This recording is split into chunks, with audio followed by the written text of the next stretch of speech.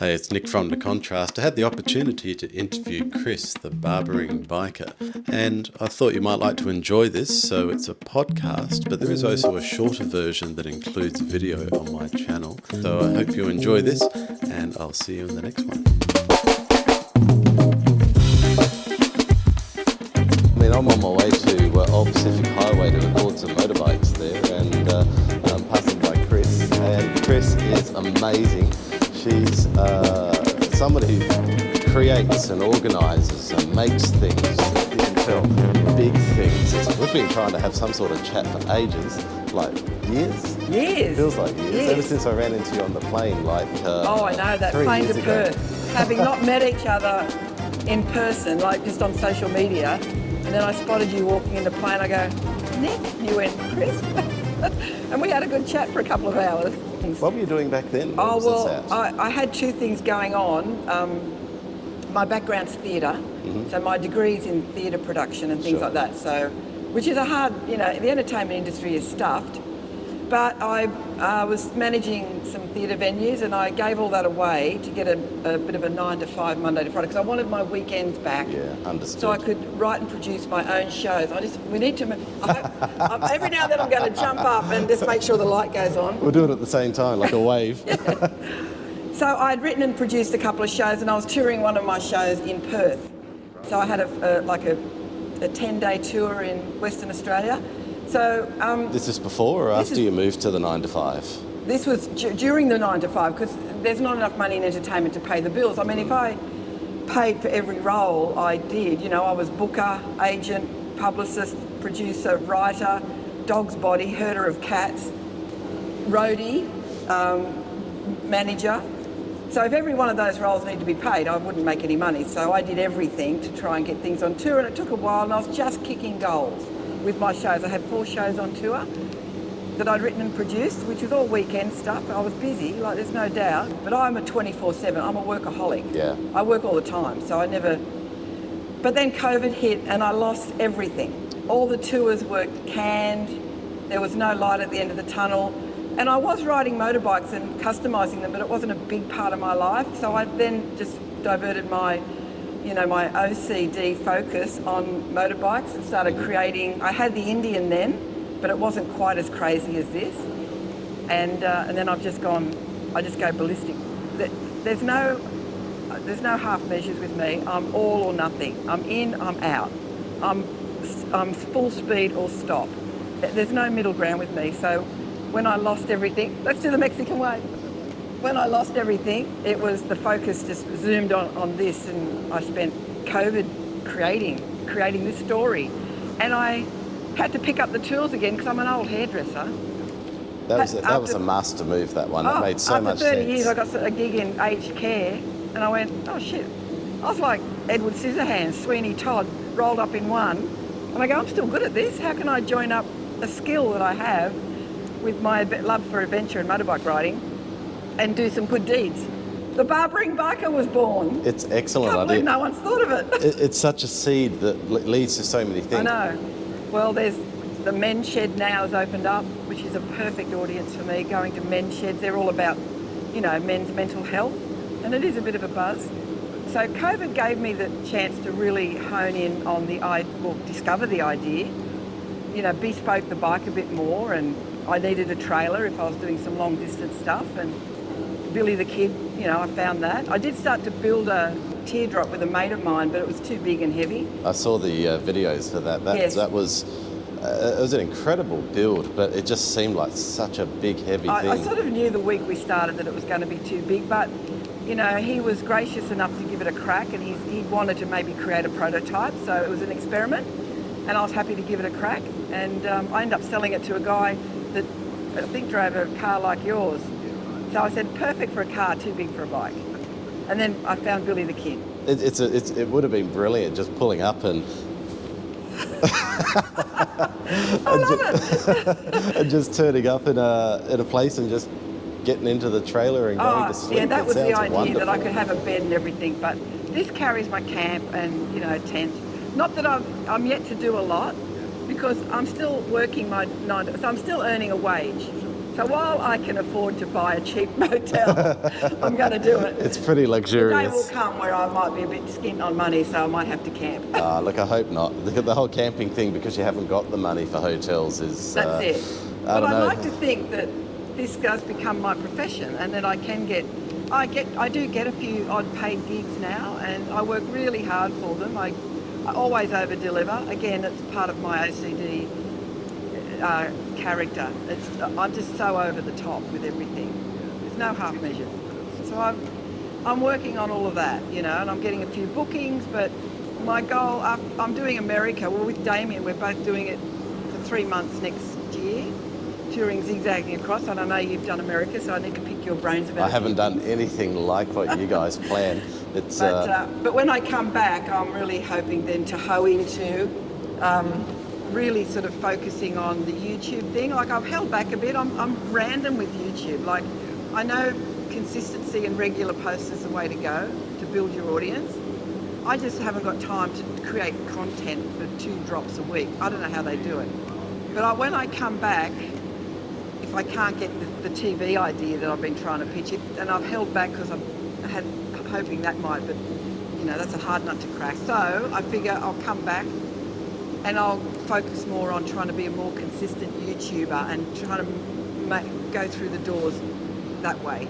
I want to ask about America. I've seen your video. Yep. I'll put a link for it down below. But what are you figuring you're going to be putting out in terms of content in the USA? Yep. It's such a big, amazing opportunity. I know. You're going to be working hard every day, writing and Writing. promoting, which means you're probably not going to have a great deal of time for video editing. But I am. What's your plan?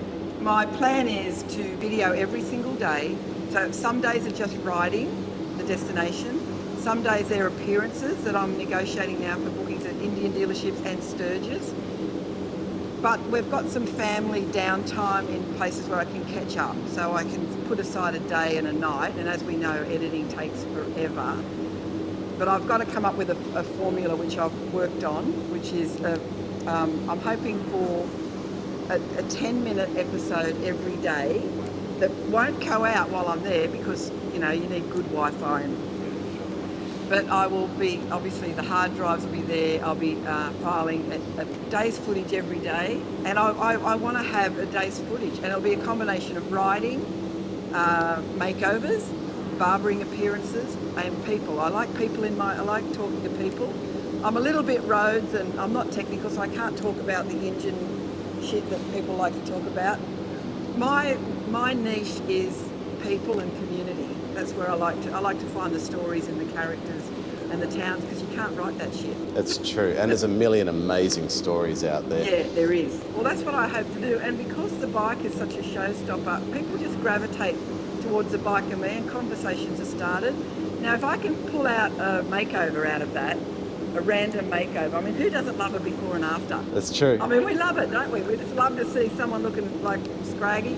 But there's so many opportunities with that. I mean, there's people that are doing it tough that would like a bit of zhuzhing up. Yeah, it makes you feel good. It does make you feel good, you know, and have a laugh and understand their story as well. So try and pull out that as well. I should talk to you about the bike. And look, my thoughts about this, I like the older or classic sort of style, and this, it's a modern engine, it looks fantastic, but it's such a tribute without being a saccharine sweet tribute. Yeah. It's a beautiful engine, it's gorgeous, Yeah. and I'm surprised, do they still make them like this?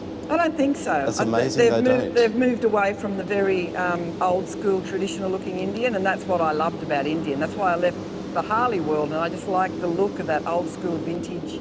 It is gorgeous. And and if you said to me, I'd have a bike with tassels, I would have rolled around the and go, no way. But part of the design, this bike needed it, and it had to have it, and it's all. But I'm not a tassel fan, believe it or not. But for this, it's necessary. Yeah. You've gone through it a million times, but you've got to do a little bit of a talk over of the bike, the history or the whys, or what you love most about it. Well, I decided to go to Indian after being courted by them for some time, and I was on Harleys, but You mean courted by them? Yeah, I used to go, I produced the Victory launch in Sydney. Right. And I got to know the guys at Polaris, and they go, Indian is going to come to Australia. I go, oh, I love the story. Polaris of were the Indian. Victory, weren't they? Yeah, Polaris owned Victory. They did snowmobiles. They're a big European company that do those quad bikes and overlander machines. So I like the Victory motorbikes. There's some beautiful bikes in there. They stood out from other ones. Yeah. And they had such a massive variety. It was incredible. Yeah, they were great bikes. They were great. So I heard that they were coming to Parramatta Road, just up the road from me. So as I do, I just reached out and I said, look guys, this is what I do. I know you're going to have to launch in Sydney. Let me produce a launch for you. And they went, okay. and I met with the guys and we became good friends, and they were from Polaris. And then they were telling me about India, and they go, because I was thinking of getting rid of the Fat Bob and going to Victory because I really like them. Then I go, oh no, I'm going to wait for the Indian to come out.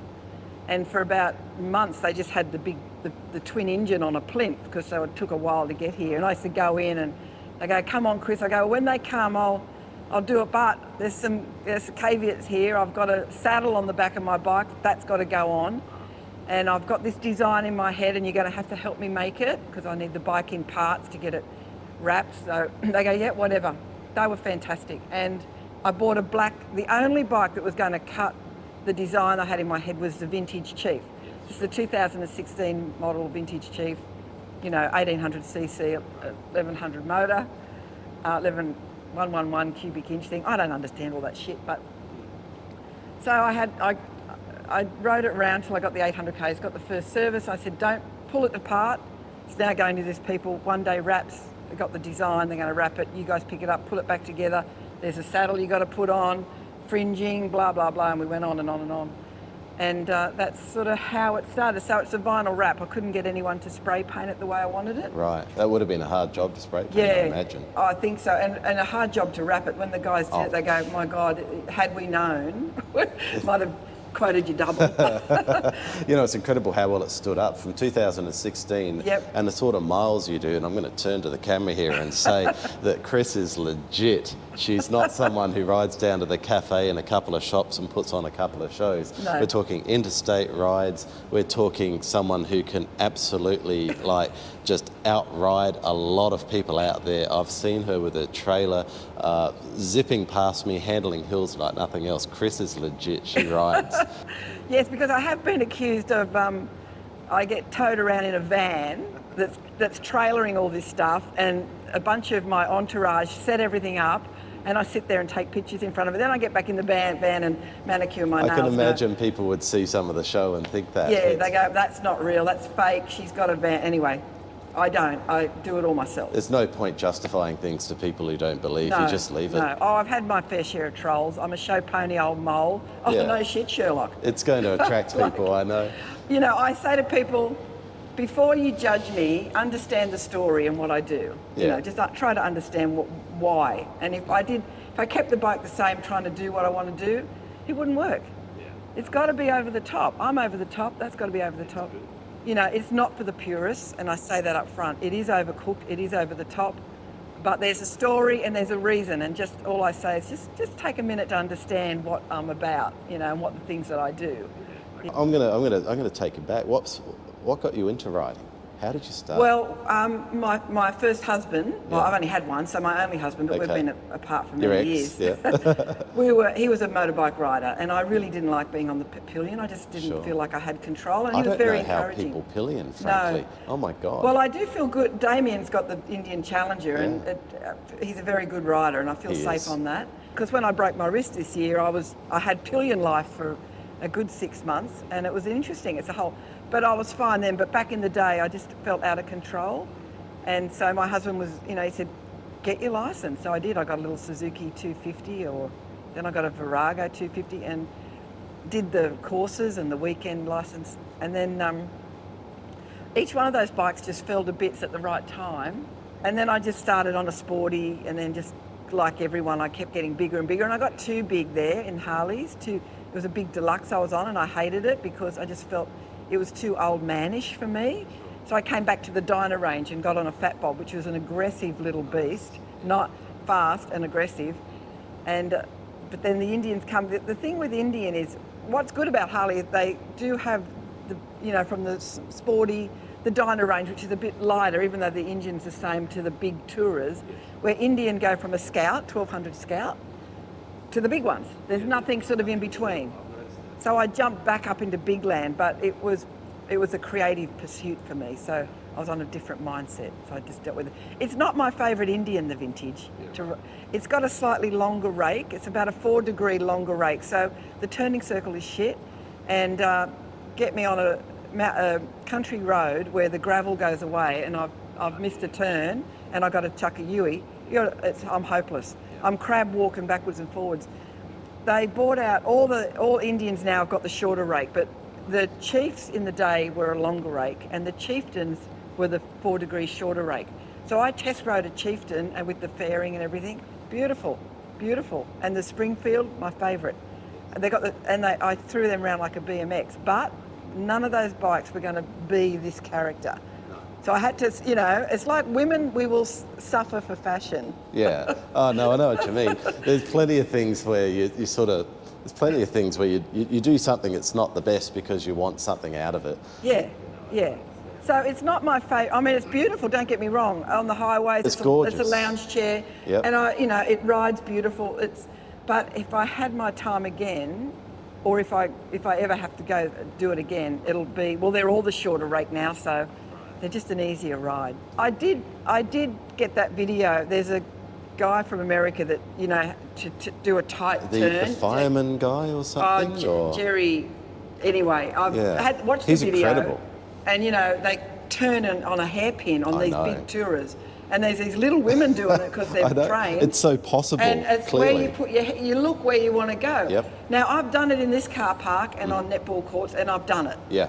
But controlled riding in those situations, because I know there's not a friggin' ravine, but out in the open, in real life, I'm trying not to look at this big cliff, and I can't do it, and so I stop, because you go where you look. Yeah, you do. You do. It's incredible. When I was riding back from Tasmania recently, the weather was horrible, and I lost my mojo, and I got that thing where you sit on it and you try to steer around corners instead of riding the bike. Right, okay. And it was because there was ice on road signs, and there were mountains with U-turns with cars in front of me, so I couldn't control my speed the way I wanted to, and it corroded my confidence, and I was doing this, and it was terrible. That whole move the bike I've done thing Tassie twice on this bike.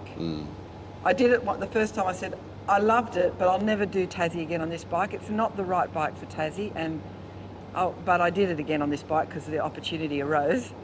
And I must say, there was times there where I'm going, fuck, you know, I just want to be on a little bike to throw around. This is too big and cumbersome. You know, everything else is so incredible on this and takes so much attention that it distracts from your seat, and your seat actually looks magnificent. Like the riding seat. Your riding seat. Well, it looks great. That's a stock Indian seat. Is it really? It's stock. Yep. Wow. I just darkened it. No way. Yeah, it's a stock seat. It looks really comfortable. It is. It looks really good quality. It is. Yep. That's a stock seat. That's a stock backrest that I found on Marketplace. I've had this bike coming up to 7 years, and I'm always adding something. So, but it is stock engine, stock. I've had fishtails put on when I bought it, but everything's stock. And then the bags are stock, but of course I've customised them with. I've added a whole cosmetic top to them. Yeah, totally impractical because I can't open the bloody things now. Well, I can, but the saddle gets in the way. There's a lot of impractical stuff here, Nick. Yeah. But I will stand all day in 6-inch heels because it looks good. I'll be in agony by the end of the night. So there's a lot of very impractical things on this bike, but they look good. That's amazing. They're part of the story. That to be stock. I'm blown away. It's beautiful. It looks gorgeous. Yep. And it's comfortable. Oh, it's like a lounge chair. No way. It's beautiful. Yeah, I go, it'd be nothing for me to ride to Broken Hill for breakfast. It's so comfy. That's a joke, but I will do 2 or 3 hours under my belt before I stop for a coffee. I don't drink coffee. Yeah. Do you stop in a place where coffee is? It's just such a thing to say, isn't it? It is, it is. Stop for my twirl chocolate. That's my version of coffee. That gives me my little fix. Nice. Chocolate. Nice. Those small bikes must feel like a million miles away. But you've got this now. Is this fun to Okay, so ride? I've had that. Is that fun? I love scooters. Yeah. I love scooters. So I've had that forever. If you live in Sydney or in a city, you need a scooter. So I buzz about to meetings and I can park anywhere Yeah, and sure. go up footpaths, and I can almost put that under my arm sometimes. And so I decided to make sweet baby Jane, the bastard child of calamity. You know, this is such a good job of the paintwork. It actually looks like you've replaced it with copper stuff. Yeah, You've done that's such a just good me job with that. with some tins of auto paint and It's brilliant. crunched up cling film, and the rougher the better. I'm as rough as guts. Like I haven't, there's no masking tape. Everything's fallen over the bloody lights. It's shocking. But again, I've got more to add to that. So that's an ongoing piece of work as well. That's great. If you told me you literally got copper made for this, I would have believed Yeah, I know, it. it's That's good. how good it is. You've done Yeah. a brilliant job with I it. love It's it. amazing. I love, creating stuff. Yeah, well, you Yeah. are. That's the thing. Is you are a creator. You make things into reality. You Yeah. create things, and it kind of surprises me you haven't been picked up yet on some sort of large ticket item. It I just know, sort of it's feels weird, like isn't you it? are a bit of an Indian secret. It's so marketable. It's brilliant. Yeah, look, I don't, it's a bit like when I used to do shows. It just took me a while, and I don't go in for those bots and those things that they say we can grow your Instagram account. I don't buy into any of that because it's all bullshit. It's just, sure, someone can give me 100,000 likes, but it's all about the engagement. I want to be engaging with my community. But I was just starting to kick goals with my shows because they were quite different. They were, I called them rockumentaries.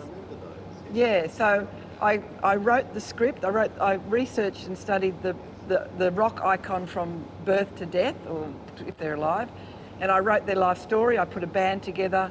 We told their story. We'd intercepted with all their hits, and I did all the multimedia. So if we were talking about them as an 11-year-old boy, there was a picture of them. I did a lot of work. So I had these rockumentaries. That sounds very saleable. Well, you'd think, right? Yep. But yep. it took me a while. I was just kicking goals, and COVID buggered that up. So my philosophy is build it and they will come. I'm just going to keep chipping away. I've got a bit of a Facebook strategy now where I post every Wednesday and Sunday. I just trawl through pictures and I tell a story about and then I've got it. And for the full story of this adventure, here's the link.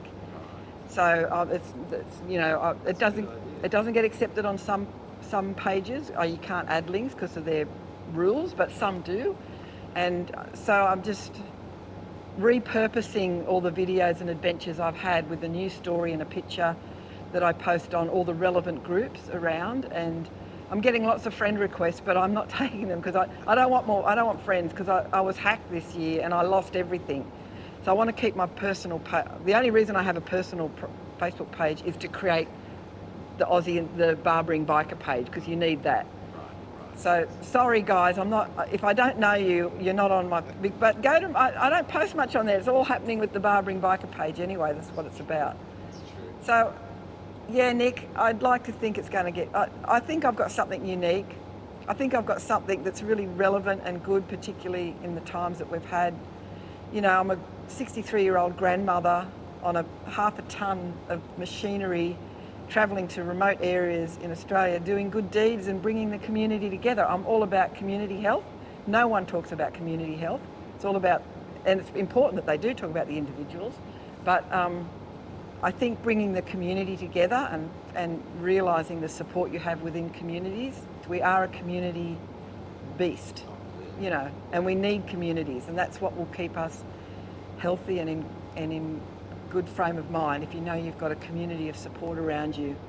It's kind of incredible when you go to country towns, especially some of the smaller or more remote ones, how much there's strong community there and how much there's also challenging community there. There's a lot of drug problems in small towns that I don't think people expect, and there's a lot of economies that are really struggling in a number of places. I know some in South Australia I rode through about a year ago or 2 years ago that were really in a mess in terms of their economy. Yeah, I don't know. Well, I'd like to go to those places and have some fun. Yeah. You know, the best thing in life is to be able to laugh and bring people together and have a good old laugh and tell some stories. I love it. Yeah, and it's great to have something that gravitates people, you know, Yeah, and that's exactly exactly what you do. Well, when I roll into any town, they come. I mean, I remember rolling into some outback towns and going to the pub, obviously, the centrepiece of the town.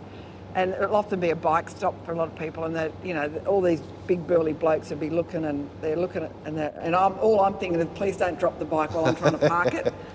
And I'm thinking, but I've learnt to lip read now, and all I can see them saying, what the fuck is that? What the? And I go, come on have a chat to me. Let me tell you the story. And then, you know, all the doubters then go, this is great. It's just give me a minute to explain what this is about, you know. It is larger than life, and to roll into town, it's really something. Yeah, it is. So for the you know, the bikey purists, you know, and I have converted a few. I had a lot of distractors and people that were going, oh, who does she think she is, and what's she done? It's ridiculous. It's over the top, and what a mess she's made of this bike. I go, look, just come and have a chat to me. And then once they understand, I love that. I love that in life. I love getting people that are doubters and just explaining to them to just understand. Well, I always say in life, you know, seek first to understand before you can be understood. And, you know, I live by a lot of these. My Bible is not the 10 Commandments as such, is just some things about being nice. I don't think we care enough. People just got to care.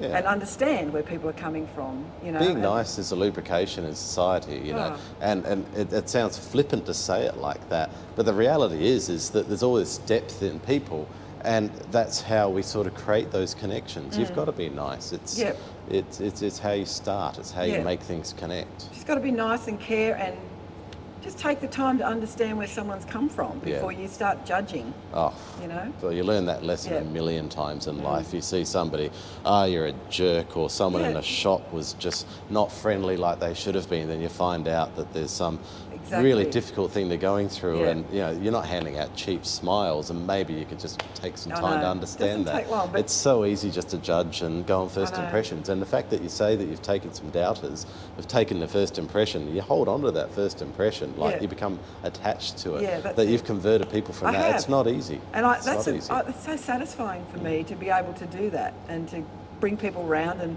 end up, you know, I've had haters that I've come around, they go, come and have a beer with me. That's it. And we do, and they, you know, and now we've become mates. All because it just takes a minute to understand the other person's story. Yeah, you know? It's incredible with you being so busy and so project orientated that you're actually someone that takes the time and you're interested in people. I reply to every email and every message. That's stunning. Everyone. Yeah. It's my biggest thing in life is when people don't respond. And I send out emails because I'm trying to pitch things. Can I tell you? The emails I send, and when I say, hey, I'm coming into town, I'll talk to the councils and local businesses. I'm coming into town, this is what I can do. Anyone interested in doing something with me? The amount of people that don't bother giving you a reply. Pity. I'll take a no over a no exactly. reply any day. And I say now, I'm happy with a no, just get back to me so I don't become, you know, the bunny boiler and keep hassling you. I can let it go. I can park that one and move on. Yeah, I'm no good on open loops. I like closed loops. Yeah, exactly. Just tell me. I can take a no. I've taken plenty. I've got a mountain of rejection letters. I can handle it. What's a moment that sticks out in your mind about just a moment you felt really happy and beautiful being out there riding that you sort of fondly remember? Yep, I know exactly. Yep. And I've never shared. No one's ever asked me this before. No, so this is new. So I was riding to Parks for the Elvis Festival, and there's just long stretches of road out there, and I remember just being on this long stretch of road that went forever. It was stinking hot, and there was cows on my left and horses on my. I could smell methane and roadkill, and there was this big red dust storm rolling in, and I could see it rolling in. It'd been on the news. I knew I was coming for it, and I can't tell you how excited I was to ride through a red dust storm by myself in solitude and no obligation to anything else except just me riding through a dust storm. And when I came out of it and ended up in Parks, everything was red. My face was red. It was this moment of being on my own with no one around, and this red dust storm rolling towards me. A bit of danger, I think. The fact that that looked like a bit of danger, I'd never ridden through a dust storm. I didn't know what it was going to be like. It was exhilarating, and it was just me and my wits about me, and just all I had to worry about was me. That's brilliant. Just me. No one else. I'm not worried about nothing else in life. Just me going through something I've never been through before. That's excellent. Yeah, That's such it a was nice answer. sensational. It was like a epiphany. Yeah, I've had moments where I've just, you know, like, yeah, it's orgasmic in a way. It's like I've been out there and I'm just going, oh my God, this is just wonderful. Like, this is the happiest I've felt in a long time. And you wear an open face helmet. Well, I've moved. I mean, this was my helmet. Oh, that's right. You have moved to a full face. I still wear it haven't on you? occasion, but I've got what it's a Scorpion vintage, and why I like it is it's a full face, but it's way low. So my whole face, because I talk to the camera, I need all my expression there. So it's a great full face helmet for vloggers actually, and I've painted that as well.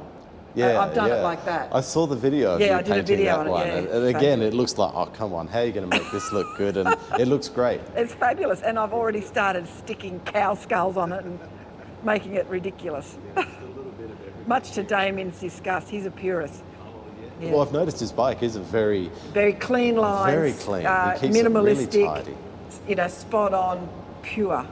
I should mention Road Tripper Oz, by the way. Road Tripper Oz. Road Tripper Oz, yeah. Mini documentaries about nice riding roads. Yeah, well, that's Very nice. Well, he was finding his way, and I go, you know, you're a very precise guy, and you're particular, precise, you're technical, you like, you know, all that sort of stuff. I said, so that's got to be your niche, you know. You just got to, you know, you're a stats guy, that this is the road, and so he's finding his little thing. And I said, keep them short, to the point, and be you. I've got speakers on the bike. Nice. Do they? Like, are they good for Great. listening? Once you get to 120, hopeless. You can't hear anything.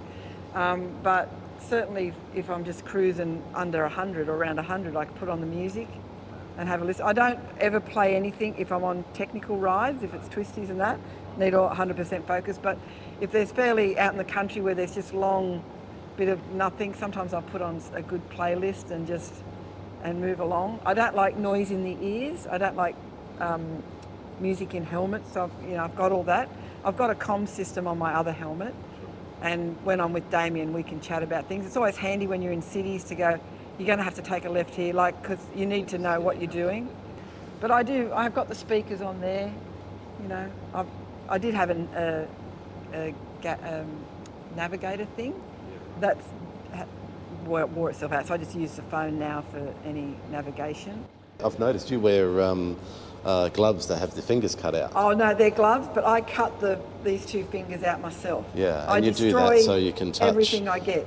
And I know that you can get gloves with touch things on it, but that's bullshit. They don't work for me. No, they don't work at all. So I buy a brand new set of gloves, and I cut the pointer finger and the thumb out, both hands. I destroy them within the first second of their life.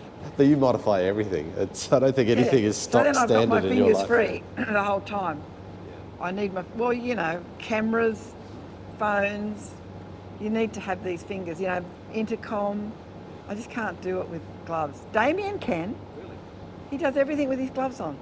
Yeah, it's a gift. The talent that I don't have. He's got the force or something. That's amazing. I think I bought some gloves the other day in front of him, and straight away I go, "You got scissors?" He goes, "Yeah," and I just cut. He just goes, "Oh my God, that's so bad." How much does this weigh? I went into a weigh station, and you put the front wheel on the one weigh pad in the back, and I was on it, and I had one overnight roll bag, so we came to half a ton, 500 kilos. 500 kilograms. He said it was 200 odd in the front and 300 in the back. But, wow. But so I'm about 70 kilos. So let's knock off 70, and maybe there was 10 or something in my roll bag. So that 500. So on its own, it's 420 kilos. Let's say. Yeah, that's heavy. That's incredible. And Billy the Kid's 120, not loaded, with a 12 kilo ball weight. Surprised I know this shit myself, but I do, because I had to know about that. Do you feel this when you're riding? No. You don't feel this when you're riding? The only time I feel is going down mountains on twisties. I've got to become a truck driver. I've got to come down a gear. and I feel it pushing me along. Because I take it easy on downhill twisties anyway. I'm a bit, because it's so big, I'm a little bit more cautious. So I'm not a speed freak through the twisties. So I do pull up, it pulls me up a little bit more than normal. That's the only time. Other than that, So if you're on a flat and you're doing a turn, you don't really feel this so not at all. influencing the No, bike. well, you saw me on the ride down. I was did. just vroom, You were vroom. moving. I don't know it's there. Stunning. It's fantastic. I don't know. The only thing I notice is the fuel. I go through fuel a lot quicker. A lot quicker. Yeah, I've Really? noticed it. I was dragging it back the other day, and I was at Can River, and I still had I was just on a quarter. And I go, oh, and there was a line up. It was so busy with bloody motorhomes. I go, I'll make the next town surely. But then I'm riding along, and it's going down like that. And the next town, Eden, was like 70 or 80 k's away. And so I pull over, look on the map, Malakuta, which was a 20k diversion. Well, I thought I'm going to Malakuta because there's fuel there. It's 20, and I limped into that. There's no way. I'm lucky I did, because I wouldn't have made. Wow. But I do have a fuel thing, which was empty. Yeah. Handy. I have run out of fuel once, just on the M4, and it was spluttering. But the needle wasn't all the way down. I really thought I could have got, and I just came off the freeway and the turn off on another road, and I just got there, and I just couldn't, it stopped. And it was too heavy, it was up a hill, and this Indian lady walked by, and I said, look, would you mind just giving me a little push just to get my ass off the main road? And she's just looking at I go, please, just, yeah, no, wouldn't help me. Oh. So then I waited for some guys to come along and give me a push. Then there was a fuel up the road. I walked up, had to buy a bloody can, wasted. No, people say you should never ride anything that you can't pick up. Yeah. Well, once you broach that, you may as well go all the way. Yeah, I have dropped it. Once cleaning it, and I just got some people around here to help me. Once going down a mate's driveway that I didn't check, which was really off-road riding. They had to help me pick it up. And once I come out of Mittagong, actually, I was pissing down rain, and I accelerated too quick and fishtailed onto the highway, and I laid it down. Then all these, you wait till there's a gap, and because I wanted to go quick to get out on the highway, laid it down, and then of course the cars came, they all stopped, and these guys got out, and everyone's going, wow, what a great bike. I said, I'm okay, don't worry about me. And then they all helped me up with it, and I just rolled off to the edge and came home. Yeah. Well, we'd had a long dry spell, and then the rain came, so everything was very oily and slippery. But I accelerated quick to get out on to try and beat the traffic. Oh yeah, I was either going to end up in the house across the road or lay it down, so I just laid it down. It was frightening. There's a great story you tell about when you were riding Harleys and a hubcap or a wheel came off or something. Oh yes, I was coming out from Oberon, and I was taking a corner, and I was riding with 3 other guys, 1 in front, 2 behind me, and at speed. And I was on the Deluxe, the Softail Deluxe, and it had all this fancy shit on it, of course, lots of chrome, and the wheels had this little pointy thing on the middle of the hub as decoration. And because we're going so quick, I was just focusing on the corner, and the guy in front of me just did that to say that there's a big pothole. I didn't see it, and I went in the pothole, came up airborne. My ass was off the seat, and I came down on the seat and with the bike on the other side of the road facing oncoming traffic around the bend. Wow. And so I'm counter steering in as best I could, even doing this, thinking it'll make a difference, like that, and the car's coming like that, and he caught that thing on the hub, and it ripped both his hubcaps off. Both. And punctured his back tyre.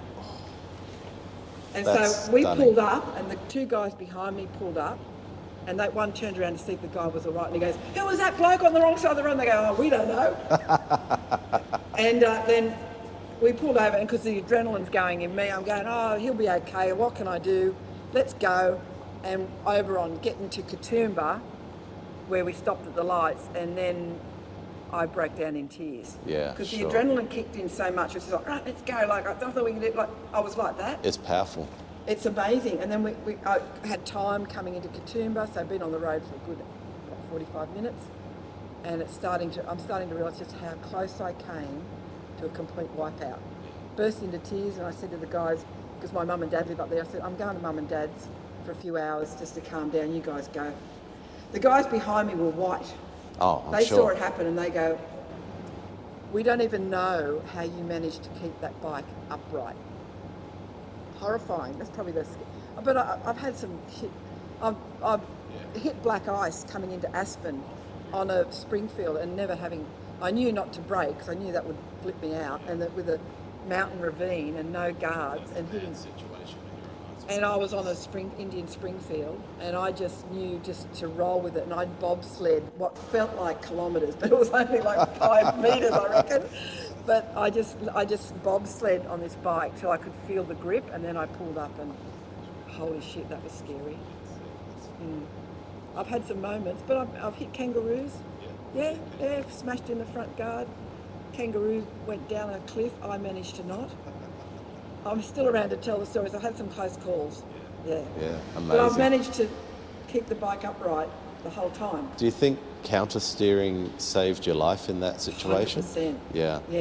I'm 100%. going to turn to the camera. Counter steering. If you don't know what counter steering is, it will give you so much more control when you need it. It's so worth learning. There's a video I'll put down in the description about that. Yeah. I think I that's just such an pushed important hard. skill. Yeah, I just pushed hard to get back into that corner. When I've gone too hot into a corner, and that happens, just knowing, look, you can always push more, you can scrape pegs. Yes. And it's amazing how much is in the bike to turn that you don't believe you can. But that's incredible. That's an amazing story. Oh, it saved my life, I reckon. Just that and me doing that. I was doing that, as if like saved your life and made it fabulous. The guys behind me, they just pulled up. They were white as ghosts. They go, oh, we just can't believe what we just saw. Do you want to do a sort of wrap up to the camera, or how you visit my channel sort of thing? Yes. Or? Well, I am my YouTube channel, Barbering Biker by the Aussie and the Indian. I've got 2 Instagram accounts. I've got the Aussie and the Indian, but then I thought I need something generic, just in case one day I might have to go into town on a Royal Enfield or something. So I created the Barbering Biker that's not so aligned with a brand. So I've got, but what's posted on one's posted on the others. They have identical posts. I am looking at trying to amalgamate the 2, but I just got to think about what's the best way forward on that. Then there's Barbering Biker, which by the Aussie and the Indian on Facebook, Barbering Biker by the Aussie and Indian on YouTube, and I have started TikTok. I like the Barbering Biker angle. Yeah, well, it's not brand related, and though I've got to say, Indian are very supportive of me. They've been great, Indian and Australia. And hopefully when I go to America as well. You're lining up a lot of stuff, Lining up a lot, yeah. I've got about 10 dealerships I'm talking to. Sturgis, talking to the guy who runs and owns Buffalo Chip. So he's keen on having me do it like every day, doing an appearance as a Barbering Biker. So we can ride the Black Hills outside of those appearance times. That's all got to be firmed up yet. There's a lot of talk. I think once you're over there too, there'll be a lot of people going, oh, okay, we just want you here next week sort of thing. And of course you can't do a lot of that. We've done, Damien and myself have done the itinerary because we're visiting his family. He's got a bit of work. I've got this, blah, blah, blah. Yeah, and so, Vancouver, like all across to Toronto, down and across back to LA and San Diego, incorporating all the signature rides, Tail of the Dragon, Blue Ridge Parkway, Going to the Sun, $1 Million Highway, some key events like Sturgis, and there's Maggie Valley and Nashville, Memphis, Vegas, Grand Canyon, Arizona. Amazing. It's going to be hectic. We're averaging 300 plus Ks a day. Yeah. Doable. Yeah. Doable. I want to get into a town by lunchtime, have a bite to eat, look around, be a tourist. Yeah. You don't want to just be on the road. Kick back, have a drink, and then ready for the next day. What motorcycle person isn't envious every time they see a 3-wheeler motorcycle and all the stories all the they stuff. have? And this is just like off the scale in terms of stories. Well, it comes with when I do shows and everything, because again, it's all part of the look, and So that's my message. If There's you're out tons. there and you see an alignment with me, why don't you sponsor me to do some of this stuff? I'm cheap as chips and I over deliver. And you're professional. Like you know how to do this stuff. Yeah. You've done stuff like this in a million different ways in a million and I different put places. on a really good show. Like it's like I say to, like, when other events want me, I say, I used to do stuff for nothing. but it's costly, and you're happy to pay for the band, and you're happy to pay for all this. So you've got to look at me as an entertainment gig. You're booking a gig, and I go there for 3 hours, and I end up doing 5, and I go there to do one makeover, I end up doing 4 or 5, and I'm there with telling stories and talking about the bike and making people laugh. And if you want me travelling 200 k's and spending a day, there's accommodation, there's a fuel, there's wear and tear on the bike, there's bringing, and I promote, I approach all the local media, I approach all my followers that are in the area, so I get people to come to the venue. Local media come and do a story on it. They're hungry for content like that.